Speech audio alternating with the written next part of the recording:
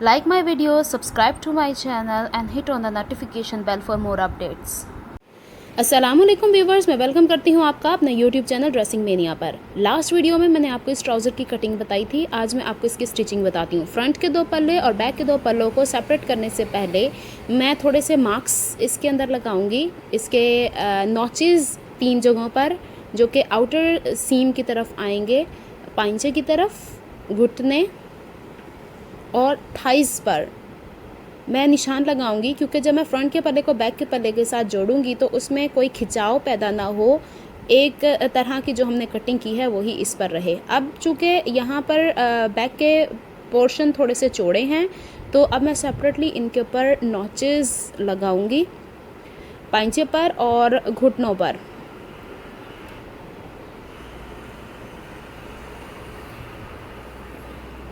Thighs पर मुझे लगाने की ज़रूरत नहीं है, उस पर ऑलरेडी वहीं तक सिलाई आएगी। अब इन पोर्शंस को सेपरेट करने से पहले मैं फ्रंट के बैक साइड पर F फॉर फ्रंट लिख दूंगी और बैक के पल्लों पर B फॉर बैक लिख दूंगी, ताकि मैं इन्हें आपस में सीने में कोई गलती ना करूं। अब फ्रंट का एक पोर्शन उठाऊंगी और उसको बैक के एक पोर्शन पर रख के इस तरीके से कि दोनों की फेयर साइड अंदर हो और रॉन्ग साइड बाहर की तरफ हो, ये ध्यान रखना है। इनको पेयर बना के रख लूँगी ताकि सिलाई करते हुए मुझे कोई दिक्कत ना हो। सेम यही मेथड मैं दूसरे वाले पेयर के साथ करूँगी। उसके ऊपर भी मैं ऐसे ही बैक और फ्रंट के जो सीधी साइड है वो अंदर की तरफ रखते हुए बैक साइड को बाहर की तरफ निकालूँगी। अब इन नॉचेस को आपस में मिला के ट्राउज़र की साइड की सिलाई मैं लगाऊँगी।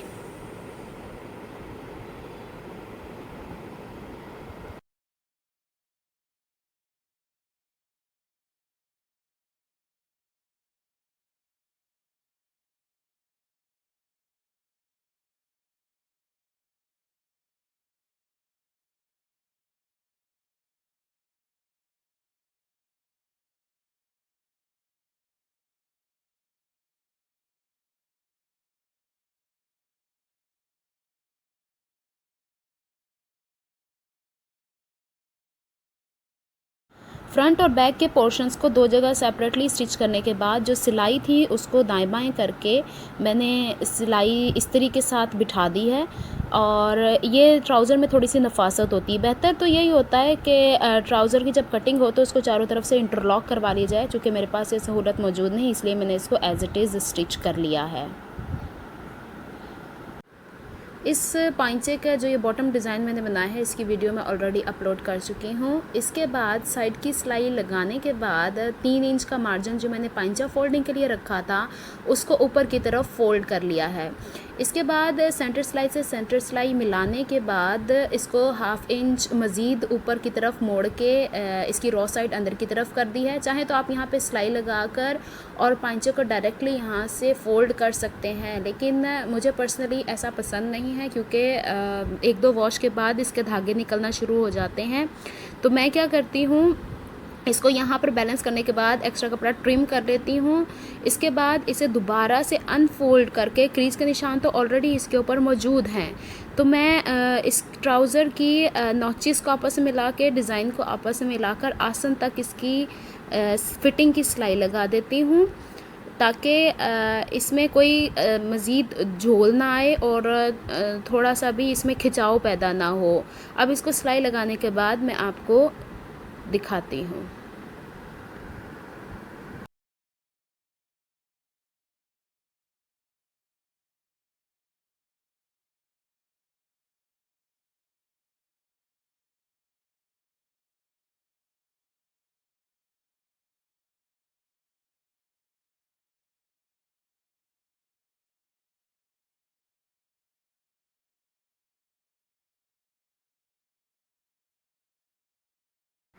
अब ये ट्राउज़र के इनर सीम की फ़िटिंग दोनों पोर्शंस की हो गई है। इसके बाद सेंटर सीट को आपस में जॉइन करना है। तो जो इनर सीम्स दोनों आ रही हैं उनको सेंटर में रखते हुए ये ख्याल रखना है कि एक का रुख दाएं एक का रुख बाएं हो, ताकि वहाँ पे बल्कि ना हो। और थोड़े से पोर्शन से सेंटर से लेकर बाहर की तरफ इसकी कंप्लीट सिलाई लगानी है, पलट के वापस आना है ताकि ये मज़बूत हो जाए।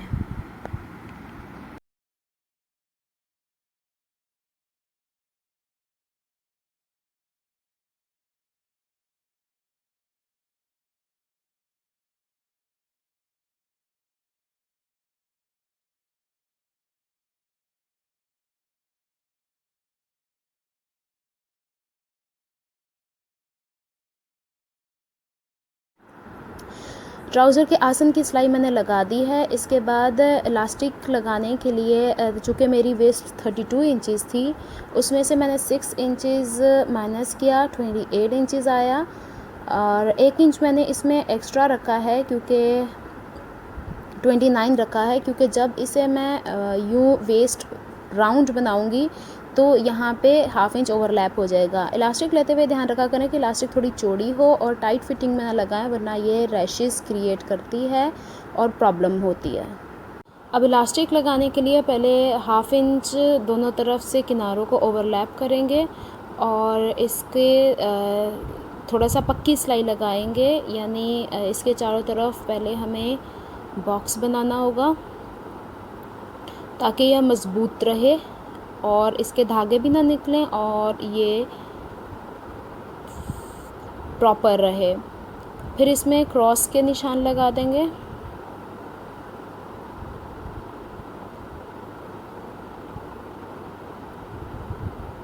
कोशिश किया करें कि धागे साथ के साथ ही पूरे कटिंग हो जाएं, क्योंकि बाद में सिलाई में प्रॉब्लम क्रिएट करते हैं।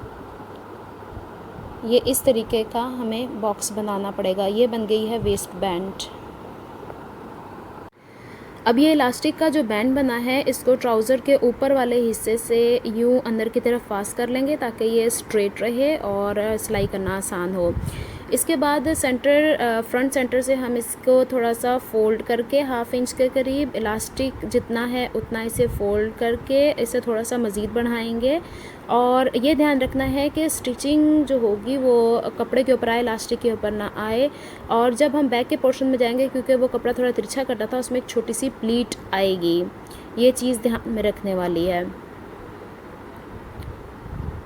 और ये ध्यान में रखें कि ये सिलाई करते हुए नीचे कोई कपड़ा ना उलझे और इसकी सीक्वेंस बेल्ट जो ऊपर लगा रहे हैं वो सेम रहे।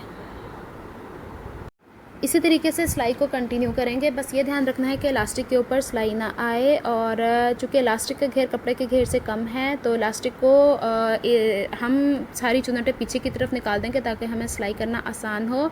और बैक के पोर्शन पे जहाँ पे छोटी सी प्लीट डालनी ज़रूरी है, वहाँ पे प्लीट डाल देंगे। और इसी तरीके से हम पूरे इलास्टिक को अपनी वेस्ट पर ज्वाइन कर लेंगे। ये सिलाई लगाने के बाद इलास्टिक को खींच के इवनली डिस्ट्रीब्यूट करेंगे और मशीन के बड़े टांके के साथ इसको खींचकर सिलाई लगाएंगे ताकि इलास्टिक अपनी जगह पर फिक्स रहे।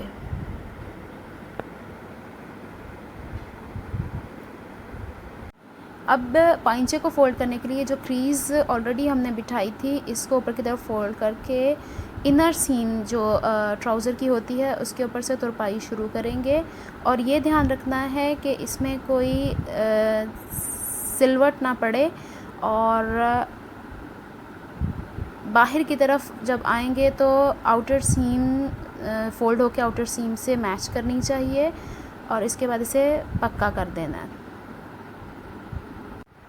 यह है ट्राउज़र्स की कंप्लीट लुक, ये एम्ब्रॉयडरी और यह बॉटम जो कि मैंने फ़ोल्ड किया है और इसकी अब कोई सिलाई यहाँ से नज़र नहीं आ रही। इसके बाद इसके अगर इलास्टिक बैंड की बात की जाए तो अगला हिस्सा पिछले वाले हिस्से की निस्बत 2.5 इंच कम है और यही बैठने में ईज़ प्रोवाइड करता है। अगर आपको मेरी वीडियोस पसंद आती हैं तो like my video, subscribe to my channel and hit on the notification bell. जब कभी मैं नई वीडियो अपलोड करूं तो आप इससे नोटिफाई हो सकें।